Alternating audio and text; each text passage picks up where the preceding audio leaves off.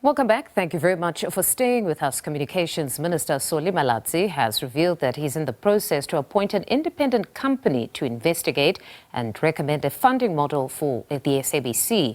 Joining us to discuss the Department of Communications plans around a new funding model for the SABC is Media Monitoring Africa Director William Bird. Good evening, William. Thank you very much for joining us on the program. Now, the Communication Minister has explained ad nauseum that the previous bill he withdrew did not address the SABC's funding model, and there are many that share that view that the public mandate of the SABC needs to be funded in a more innovative way. The current model is just not sustainable. Talk us through your views on this matter. Indeed, it's one of the things that I think the Minister did, which was a very bold national move, which was to withdraw that abomination of an SABC bill. The excuses and the misdirection that were put before people to suggest that it offered an answer were just patently not true.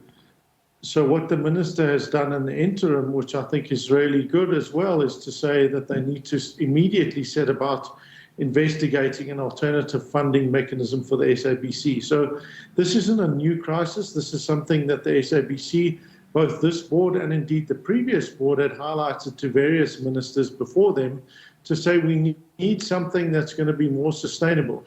All being deeply cognizant of the fact that digital was shifting advertising away. Then, of course, you had government going and doing an analog switch off well before SABC was ready to do so. That resulted in a significant loss of audience. Yeah. And so are you left in a scenario where SABC is being forced to operate as a kind of commercial broadcaster, and yet it's got this extensive public service mandate, as it should do. So you've got a real convergence of crises. So we really do have to welcome the idea that we need an innovative series of proposals put to the public that we can look at, debate, discuss, get other expert views on to see if there's something that can actually lead to the SABC being and operating in a more sustainable manner. And I suppose among those problems is that the payment of TV licenses model is no longer sustainable because there are those South Africans who migrated to streaming services who watch the SABC on all types of screens and do not want to pay for TV licenses. And that reality, I suppose, is what to a certain extent has forced the department to consider these new funding models, even though there are those that are against it or against the withdrawal of that bill. I mean, the simple reality is this, is that if you say and accept that we want a democratic state, the reality is you need an independent functioning public broadcaster. It's as simple as that. So if we want a democratic state, you need a public broadcaster. The question that then arises is how you fund that, right?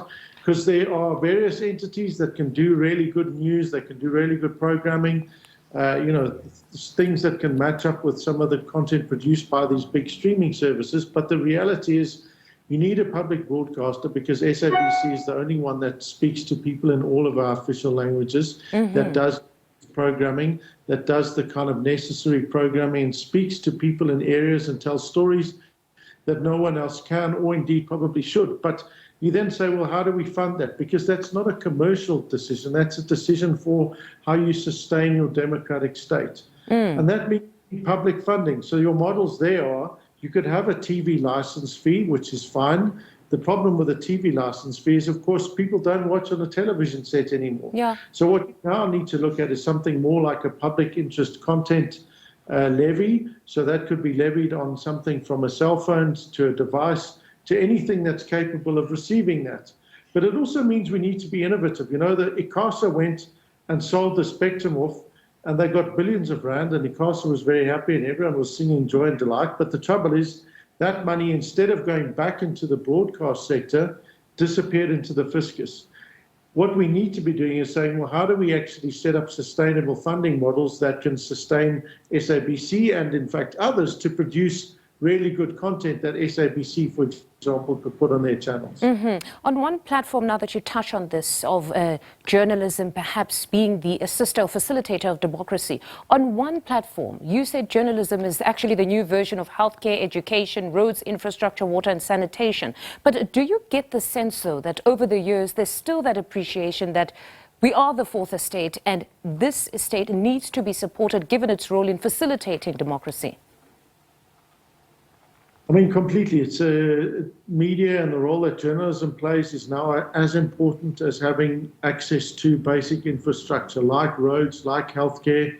If you say you want a democracy, you have to have independent, credible media. And this is because we're now being awash with a deluge of information from social media platforms. We saw just recently Mark Zuckerberg announced that they're getting rid of fact checkers in the United States, and that seems likely to flow through to us.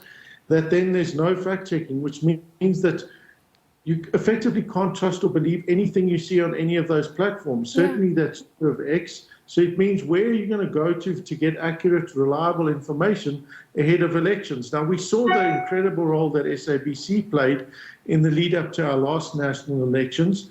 You know, if you don't have a public broadcaster, who will fulfill that role?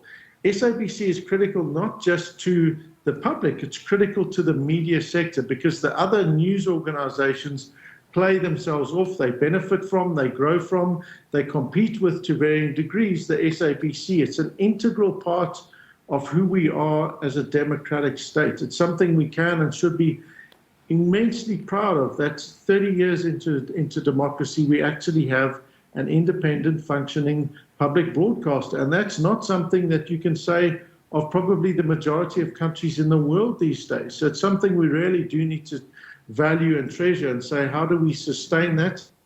How do we deepen it? It needs to change clearly because its model was set up in the 90s. You know, it's so long ago that we can barely remember. Many of your viewers weren't even born at that time. So what does it look like? So it isn't to say that we don't need significant change, but we do need change that says we recognize the value and importance of journalism and the value and importance that a public broadcaster can and does play in democracy.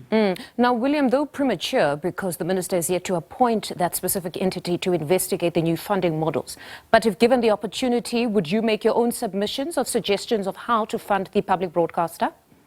I mean, we'd give input on those things, but obviously, you know, the scale of the SABC is, and the exercise that you're dealing with, it's not something that any Mickey Mouse can just produce. You need someone that takes and does the research properly and carefully. So we hope that when the company is appointed, we don't see the usual suspects. You know, if you start to see the usual kind of big consulting firms that are doing these things, then we probably headed down the wrong road. Bear in mind, it was McKinsey that in the 90s set up this funding model for the SABC, which has never worked, where there they said, you know, you're going to have the public commercial fund the public, and in fact, it's never, ever worked. And that was one of the biggest criticisms of the current bill. All right. William, thank you very much for your insights this evening. That's Media Monitoring Africa's Director, William Bird, speaking to us there.